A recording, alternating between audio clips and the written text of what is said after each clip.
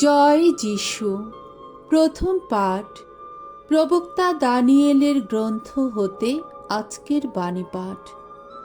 7 অধ্যায় 13 থেকে 14 পদ। খ্রিস্টের রাজত্ব শাশ্বত রাজত্ব। আমি দানিয়েল যখন সেই নৈশ দর্শন দেখছিলাম, এমন সময়ে দেখতে পেলাম কোনো মানবপুত্রের মতো কে যেন একজন আসছেন আকাশের মেঘে পরিবৃত হয়ে। তিনি সেই অতি বৃদ্ধের কাছে এগিয়ে এলেন, তার সামনেই তাকে নিয়ে আসা হলো। তখন তাকে প্রভুত্ব, গরিমা ও রাজ ক্ষমতা দেওয়া হলো। সমস্ত জাতি, গোষ্ঠী ও ভাষার লোকেরা তারই সেবা করতে লাগল।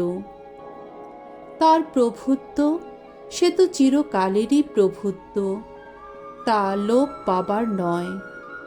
তার রাজত্ব কোনোদিন বিনষ্ট হবার নয়। প্রভুর বাণী। ঈশ্বরকে ধন্যবাদ। সাম সঙ্গীত 93 অধ্যায় 1 থেকে 2 পদ এবং 5 পদ। ধো, বিশ্বরাজ যিনি, মহিমায় তার অঙ্গের আবরণ। ভগবান রাজত্ব করেন, তিনি মহিমার বসনে সজ্জিত। মহিমায় ভগবানের বসন, শক্তি তার কোটির বন্ধনী। এই বিশ্ব জগৎ তাই স্মৃতমূল, চির অবিচল। ওগো, সেই আদিকাল থেকে স্মৃতমূল তোমার সিংহাসন, আর তুমি অন্তহীন কাল থেকেই বিরাজিত তুমি। ওগো ভগবান, তোমার প্রতিটি নির্দেশ বাণী সে তো সুনিশ্চিত। পবিত্রতা সেই তো তোমার গৃহশোভা চিরদিন চিরকাল। প্রত্যাদেশ গ্রন্থ হতে আজকের দ্বিতীয় বাণী। 1 অধ্যায় 5 থেকে 8 পদ।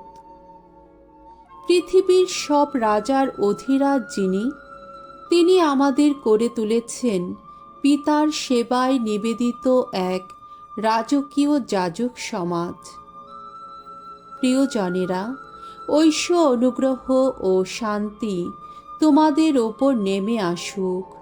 সেই পরম বিশ্বস্ত সাক্ষ্যদাতা যিনি, মৃতদেহ মধ্য থেকে সেই প্রথম উত্থিত যিনি, পৃথিবীর সব রাজার অধিরাজ যিনি, সেই যীশু খ্রিস্টেরও কাছ থেকে আমাদের যিনি ভালোবাসেন, আপন রক্ত মূল্যে যিনি আমাদের সমস্ত পাপ থেকে মুক্ত করেছেন, আমাদের যিনি করে তুলেছেন তার ঈশ্বর ও পিতার সেবায় নিবেদিত একটি রাজবংশ, একটি যাজক সমাজ।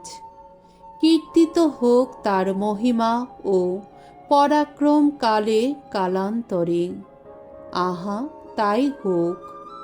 জেনে রাখো, মেঘে পরিবৃত হয়ে আসছেন তিনি।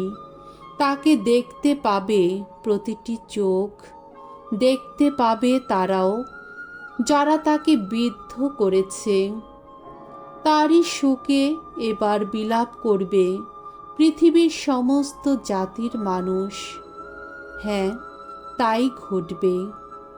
আমি আলফা অর্থাৎ আদি, আমি ওমেগা অর্থাৎ অন্ত, একথা বলেছেন স্বয়ং প্রভু ঈশ্বর, যিনি আছেন, যিনি ছিলেন, যিনি আসছেন, সেই সর্বশক্তিমান যিনি।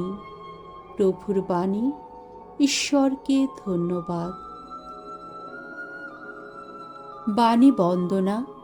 জয় জয় প্রভুর জয়। প্রভুর নামে আসছেন যিনি, ধন্য ধন্য তিনি। এই নবযুগের রাজা যিনি, ধন্য ধন্য তিনি। জয় জয় প্রভুর জয়। মঙ্গল সমাচার যোহন রচিত মঙ্গল সমাচার 18 অধ্যায় 33 থেকে 37 পদ। আমি রাজা। ইহুদি নেতারা যখন যিশুকে রোমীয় প্রদেশপাল পিলাতের কাছে এনে হাজির করলেন, তখন পিলাত আবার শাসক ভবনে প্রবেশ করলেন। তিনি সেখানে যিশুকে ডেকে আনিয়ে বললেন, তুমি কি ইহুদিদের রাজা?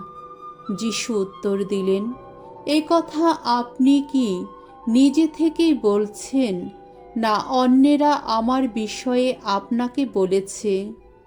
পিলাত উত্তর দিলেন, আমি কি ইহুদি? তোমার নিজের জাতির লোকেরা আর প্রধান যাজকেরাই তো তোমাকে আমার হাতে তুলে দিয়েছে। তুমি কি করেছ?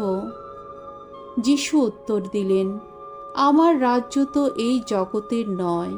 আমার রাজ্য যদি এই জগতেরই হতো, তাহলে ইহুদি নেতাদের হাতে যাতে আমাকে তুলে দেওয়া না হয়, তার জন্যে আমার লোকজনেরা নিশ্চয় লড়াই করত। কিন্তু না, আমার রাজ্য এখানকার রাজ্য নয়। তাতে পিলাত তাকে বললেন, তাহলে তুমি রাজা? যিশু উত্তর দিলেন, আপনি নিজেই তো বলছেন আমি রাজা। সত্যের সপক্ষে যেন সাক্ষী দিতে পারি, এর জন্যেই আমি জন্মেছি। এর জন্যেই এই জগতে এসেছি। সত্যের মানুষ যারা, তারা প্রত্যেকে আমার কথা শুনে। প্রভুর মঙ্গলময় বাণী। খ্রিস্ট প্রভু তোমার প্রশংসা হোক।